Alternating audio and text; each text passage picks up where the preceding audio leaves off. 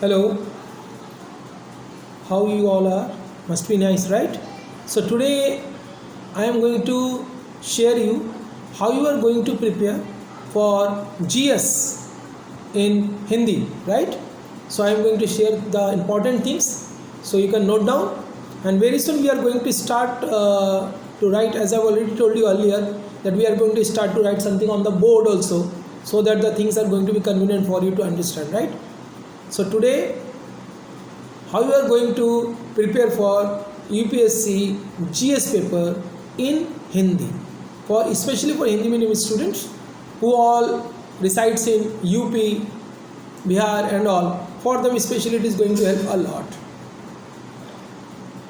UPSC के लिए सामान्य अध्ययन की तैयारी कैसे करें, यह सवाल हर यूपीएससी उम्मीदवारों के मन में आता होगा। यूपीएससी प्रारंभिक परीक्षा आईएएस अधिकारी बनने का केवल प्रवेश द्वार है। यह यूपीएससी सिविल सेवा परीक्षा में पहली बाधा है, जो 2 खंडों वाली एक बहुकल्पीय परीक्षा है।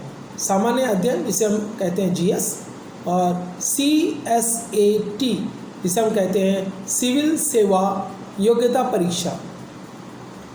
इस परीक्षा में कट ऑफ अनुरूप अंक प्राप्त करना अगले चरण के लिए अर्हता प्राप्त करने के लिए आवश्यक है, लेकिन इतिहास, करंट अफेयर्स, विज्ञान और अर्थशास्त्र को शामिल करने वाले इस विशाल पाठ्यक्रम को समझने का एक रणनीतिक तरीका है।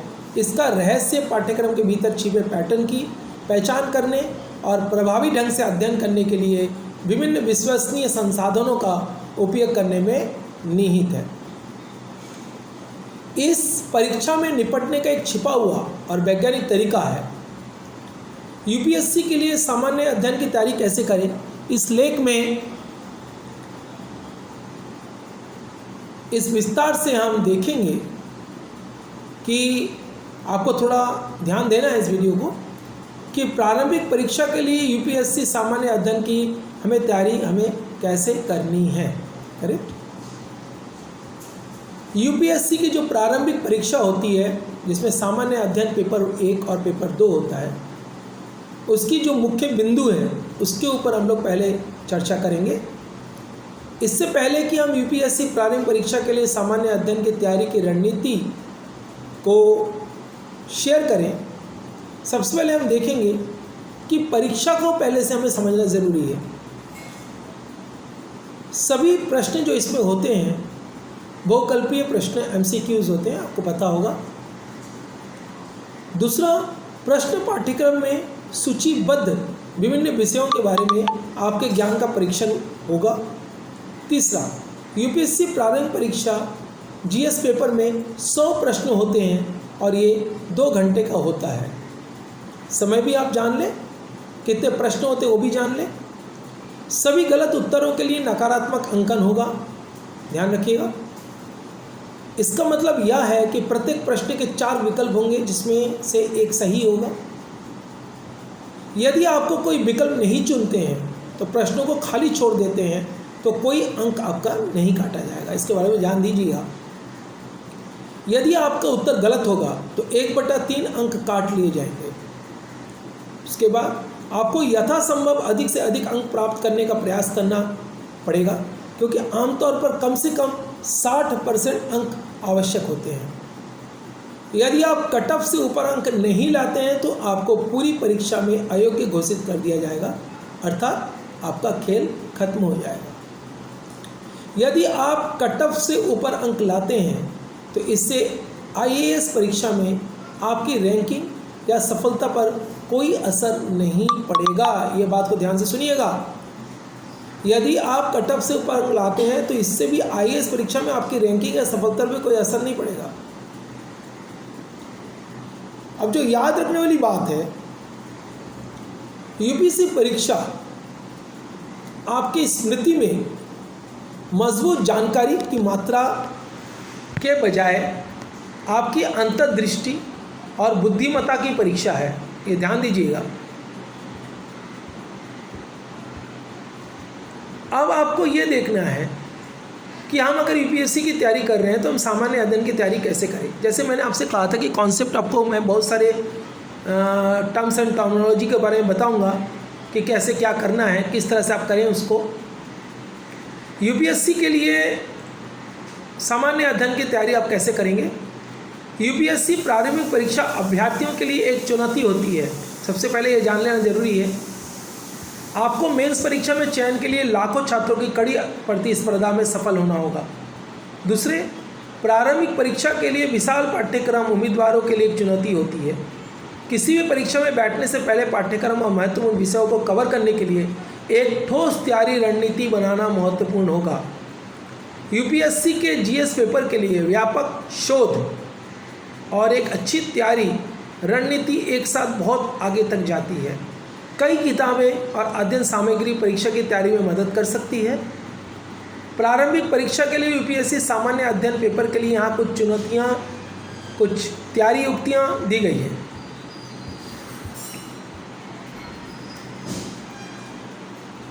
इस वीडियो में यूपीएससी प्रारंभिक परीक्षा के लिए सामान्य अध्ययन की जो रणनीति होगी वो मैं आपके साथ शेयर करना चाहता हूँ। उम्मीदवारों को प्रारंभिक परीक्षा के लिए एक विस्तृत तैयारी रणनीति बनानी पड़ती है, क्योंकि यह यूपीएससी परीक्षा का पहला और सबसे महत्वपूर्ण चरण होता है। कुछ बिंदुओं पर मैं आपसे चर्चा करूंगा कि यूपीएससी सामान्य अध्ययन पेपर की तैयारी के लिए क्या करना चाहिए आपको। पहला, रोजाना अखबार पढ़ें। यह एक बुनियादी काम है, लेकिन यूपीएससी परीक्षा में बैठने वाले जो उम्मीदवार हैं ये उनके लिए बहुत फ़ायदेमंद होता है। जैसे मैं पहले भी आपसे चर्चा कर चुका हूँ कि रोज़ाना अखबार आपको पढ़ना चाहिए। दूसरा है, मैंने 2 मासिक मैगज़ीन्स के बारे में आपसे चर्चा की थी, पत्रिकाओं की चर्चा की थी, जिसमें मैंने कुरुक्षेत्र और योजना जैसी पत्रिकाओं के बारे में आपको कहा था कि आपको बहुत अच्छी और मूल्यवान जानकारी प्रदान करेगी। प्रश्न पैटर्न, महत्वपूर्ण विषय, विभिन्न प्रकार के प्रश्न, अंकों का महत्व और अन्य चीज़ों का समझने के लिए यूपीएससी के जो पिछले वर्षों के जो प्रश्न होंगे, जिसे पीवीआरक्यूज कहते हैं, आपको उसे ध्यान से देखना है। यूपीएससी परीक्षा का पैटर्न अक्सर बदलता रहता है, इसीलिए प्रश्नों का अभ्यास करके इसके बारे में आपका जानकारी होना बेहद महत्वपूर्ण है। यूपीएससी परीक्षा के लिए नियमित मॉक टेस्ट सीरीज को आपको करना होगा। आपको जब ये लगता है कि आपका पाठ्यक्रम पूरा हो चुका है, उसके बाद आप अपना प्रदर्शन को और तैयारी को आकलन करने के लिए, आपके लिए जब आप आकलन करना चाहेंगे तब आपको ये मॉक टेस्ट काफ़ी हेल्प करेगी। यूपीएससी सामान्य अध्ययन के लिए विभिन्न विषयों के टॉपिक्स के बारे में छोटे छोटे नोट्स बना लें आप, ताकि पाठ्यक्रम के बारे में जानकारी आपको मिल सके और परीक्षा से पहले उनका पुनरीक्षण करना बड़ा उपयोगी है। मतलब पुनरीक्षण मतलब फिर से एक बार रिपीटिशन देखना है, आपको रिपीट करके देखना है कि किस तरह से उसको आपने जो छोटे छोटे नोट्स बनाए हैं उसको बराबर नोट्स को आप देखते जाएं, क्योंकि कहीं ना कहीं प्रश्नों का वहाँ से ही आना है। कभी कभी क्या होता है कि ओवरलैप होता है, तो ओवरलैप होता है तो उसमें आपको देखना है कि किस तरह से आप चीज़ों की तैयारी करें ताकि चीज़ें ओवरलैप ना हो। इस बात का विशेष ध्यान रखें। कुछ टिप्स होते हैं, जैसे मैंने पहले भी आपसे चर्चा की थी, लॉ ऑफ एसोसिएशन होता है, जो एक थ्योरी होती है जो जिससे आप रिलेट करते हैं, उससे सारी चीज़ें बहुत आसान हो जाती है। जैसे नेमोनिक सिस्टम का एक बहुत छोटा सा मैं आपको उदाहरण दूंगा। क्या होता है, हमारी जब डिजिट्स की बात आती है, जब डिजिट्स की बात आती है, डिजिट के पास क्या आएगी। जैसे सोचिए, हमने कहा इन्वेशन ऑफ बाबर कब हुआ, हुमायूं का राज कब से शुरू हुआ, अकबर कब से हुआ, अकबर का कब से हुआ, फिर जहांगीर का कैसे हुआ, शाहजहां, बहादुर जफर, औरंगजेब, दैन बहादुर जफर। तो ये सब चीज़ों का क्या होता है, एक ईस्वियाँ हैं, आपको पता होगा, ईस्वी हमें याद करना पड़ता है, राइट। इसके अलावा काफ़ी सारे ऐसे डिजिट्स वाले क्वेश्चंस होते हैं जिसमें आपको डिजिट याद रखना पड़ता है, चाहे वो इकोनॉमिक्स हो, हिस्ट्री हो, जियोग्राफी हो, तो काफ़ी सारी जगह पे आपको डिजिट्स आते हैं, राइट। तो डिजिट जो हम करते हैं ना, तो हमारे दिमाग में ओवरलैप होता है। फॉर इंस्टेंस आप सोचिए कि मैं बोलूँगा आपको भाई बंगाल का विभाजन, आप क्या बोलेंगे? सर 1905 है, करेक्ट। जलियांवाला बाग कब हुआ? आप बोलेंगे sir 1919, correct. Simon commission 1930, Chauri Chaura movement 1921, Bharat छोड़ो आंदोलन 1942, राउंड टेबल कॉन्फ्रेंस 1931 से स्टार्ट हुआ। तो कांग्रेस की गठन 1885 है। अब अगर हम देखें राजा राम मोहन राय पे आए तो 1800 शताब्दी आ जाती है, फर्स्ट वार ऑफ इंडिपेंडेंस आ जाता है। तो हर जगह आपको ईस्वी मिलना है, करेक्ट। तो इसमें क्या होता है कि ओवरलैप होता है। जैसे आपने किया 1905 बोला जब आपने, तो अगर ईस्वी को हम का पर्टिकुलर लेते हैं तो आपको क्या, जब एग्ज़ाम में आप याद करके जब आपने पूरा अच्छे से उसको सब ईस्वियों को पढ़ा है, क्योंकि काफ़ी सारी ईस्वी होती है, एक तो होता नहीं है। It starts from your ancient and then comes to the medieval and then it goes to the modern history, right. तो हर जगह आपको ईस्वियाँ मिलेंगी, हर जगह आपको एक टाइम मिलेगा, एक समय है। तो फॉर इंस्टेंस हम उसमें विजुअलाइजेशन मेथड यूज़ करते हैं एक, जैसे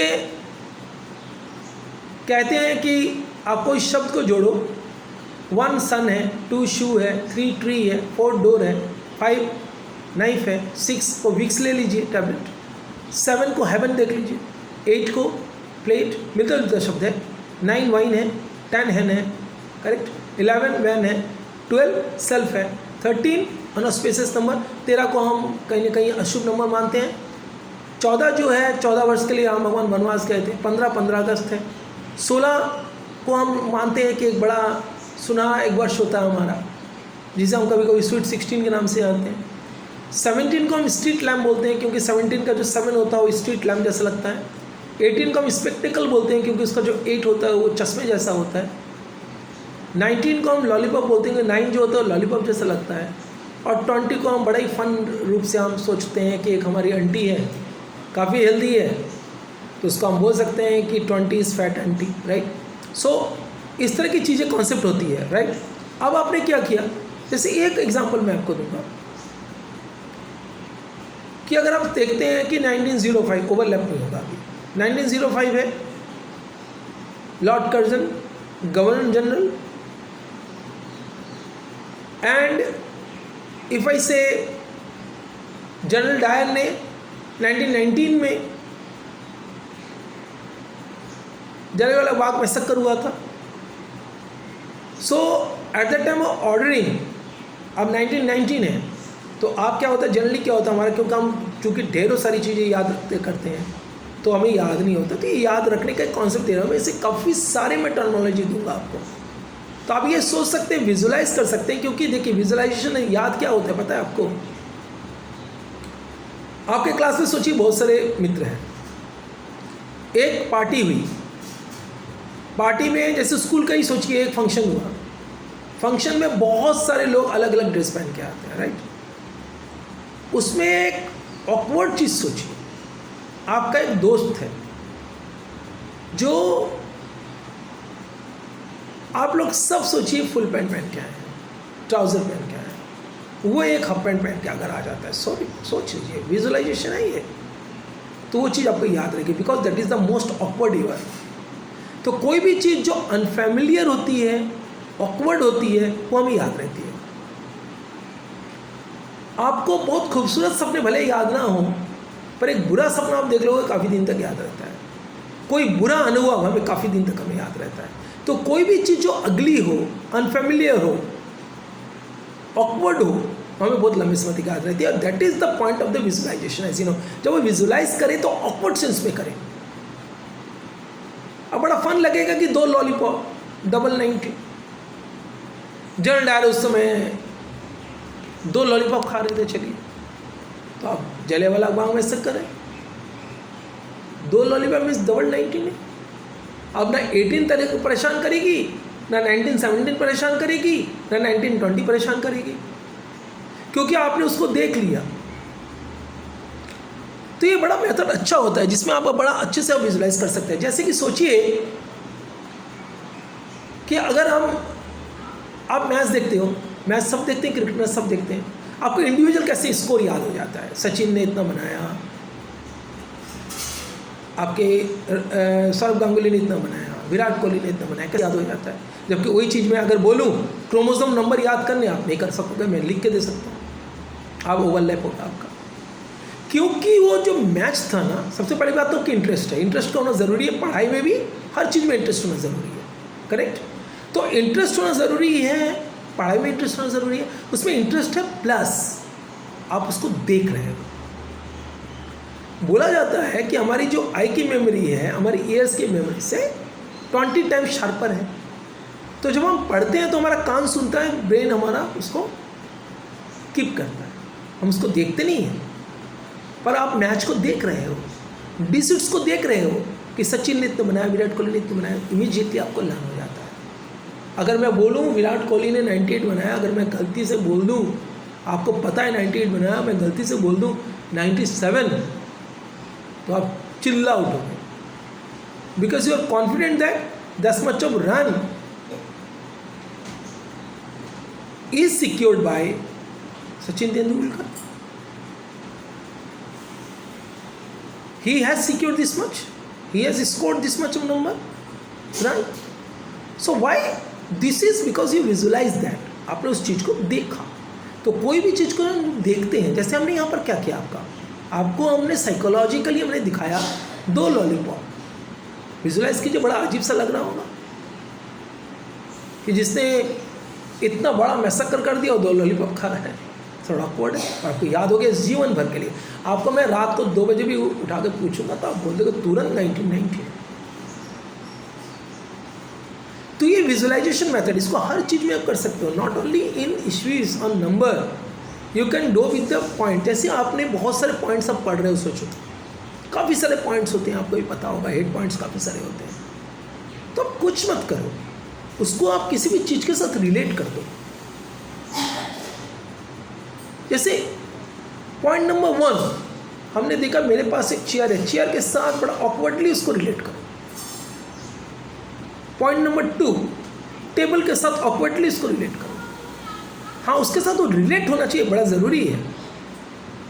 पॉइंट नंबर 1 में या पॉइंट नंबर 1 जो आप बना रहे हो, जो शॉर्ट नोट्स बना रहे हो, उसमें एक कैरेक्टर को खोजो आप. एक मुख्य कैरेक्टर क्या है, कौन सा वर्ड जो कैरेक्टर प्ले कर रहा है, मेन कैरेक्टर प्ले कर रहा है, उसको जोड़ो आप उसके साथ. अदरवाइज आप वो बड़ा ही कंफ्यूजन हो जाएगा, आप डिलेमा में आ जाओगे. किसके साथ जोड़ना है, जो मेन कैरेक्टर है उसके साथ जोड़ना है. किस चीज़ को जोड़ना है ना, सामने रखी हुई चीज़ों को जोड़ना है. मम्मी खाना बना रही है किचन में, बड़ा अच्छा सुगंध आ रहा है सब्जी का. कौन सी सब्जी बन रही है, आलू की, टिंडे की, लौकी की. अब देखो, आप सोचो लौकी की सब्जी बना रहे हैं, करेक्ट. मम्मी को आपने पूछा, मम्मी क्या बना रहे हैं, लौकी सब्जी बना रहे हैं, राइट. अब उसमें आपका सोचिए, उस समय आप किसी किंग के बारे में पढ़ रहे हो, कोई राजा. अब राजा बहुत सारे हैं, राजा अशोक है, राजा हर्षवर्धन है, अजातशत्रु है, बिंदुसार है. इधर आपका मोहम्मद गौरी इन्वेजन्स किया, करेक्ट. रजिया सुल्तान है, राइट. अब यहाँ पर आ जाओ, बाबर है, हुमायूं है, अकबर है, जहांगीर है, शाहजहाँ है, औरंगजेब है. तो ये कौन सा राजा के बारे में बताया जा रहा है, या कौन सा किंग, कौन सा मुगल शासक, कौन सा मिडिवल पीरियड के पहले का राजा. आप उसको पढ़ रहे हो. अब क्या हुआ, आपने अपना माइंड को तो बाइफरकट कर ही दिया ना. आपको सुगंध आ रही है, आपने पूछ लिया मम्मी को, मम्मी क्या बना रहे हो ना, यस लौकी, आई एम मेकिंग लौकी ना. उस समय जो राजा के बारे में पढ़ रहे हो, बाइफरकेशन दिमाग का हो गया. अब आपको थोड़ा सा याद रखना है उसका. तो सोचो, वो जो राजा है ना, उसका मुंह ना लौकी जैसा लंबा है, उसको सोचो आप. बड़ा अजीब सा लगेगा आपको, बट सोच लो, उस किंग का जो मुंह है दैट्स इक्वल टू लौकी, right. So now when ever you will think यार हाँ, अब सोच लो, फॉर इंस्टेंस बता रहा हूँ, जहांगीर के बारे में पढ़ रहे हो. अब जहांगीर का अकेला चेहरा ऐसा था घर में, उसके पूरे परिवार में मिडिवल पीरियड में, जो लौकी जैसा था. Now you will never forget Jahangir. At the time whenever you get any question related to Jahangir, at the time क्या होता है उसमें बहुत सारी चीज़ें काम करती है। मैं ये नहीं बोल रहा हूँ सिर्फ लॉ की काम करेगी वहाँ पर जहांगीर दीवाने पढ़ रहे हो उसके जितने भी सारे पॉइंट्स हैं ना, उसको आपने सब चीज़ों के साथ जोड़ा, माँ के किचन के साथ जोड़ दिया, सब्जी के साथ जोड़ दिया, आपने सामने रखी टेबल के साथ जोड़ दिया, चेयर के साथ जोड़ दिया, हर एक पॉइंट को किसी न किसी चीज़ जोड़ा। वो प्रेजेंट, वो जो मोमेंट होगा ना, उस मोमेंट को आपको याद रखना है whenever you are going to write about anything about Jahangir specially, because you know that at the time what are the things you got associated the things with. So this is only the thing, because in this way you are going to get the fun also. आपको थोड़ा fun भी लगेगा, बड़ा अच्छा लगेगा, mind stress कम होगा, क्योंकि कभी हम बहुत सारी चीज़ों को याद करते हैं तो बड़ा स्ट्रेस देते हैं अपने दिमाग में, बेहतरीन स्ट्रेस देते हैं दिमाग में, बहुत ज़्यादा स्ट्रेस देते हैं। यार क्या याद था, क्या किया था, कौन सा पढ़ा था, क्या पढ़ा था, बिकॉज अब देखिए अब लाखों टर्म्स एंड टर्मिनोलॉजी होंगे, कैसे अब याद रखोगे, सोचने वाली बात है। थोड़ा फन भी करना जरूरी है ना। आप क्या समझते हैं जो टॉपर्स होते हैं वो नहीं करते, करते हैं but they never share, they do, they are the human beings, they are not god, they are not miracle man, they do, they take the help of this things but they never share, they never share, क्योंकि बड़ा ही ridiculous और awkward है ये method, बड़ा ही ridiculous है। सो I mean to से, तो ऐसे कुछ मेथड्स होते हैं जो आप जनरल स्टडीज पेपर में कर सकते हैं, that is going to help you a lot, बहुत ज़्यादा हेल्प करेगी आपको, आपको बहुत ज़्यादा हेल्प करेगी, राइट।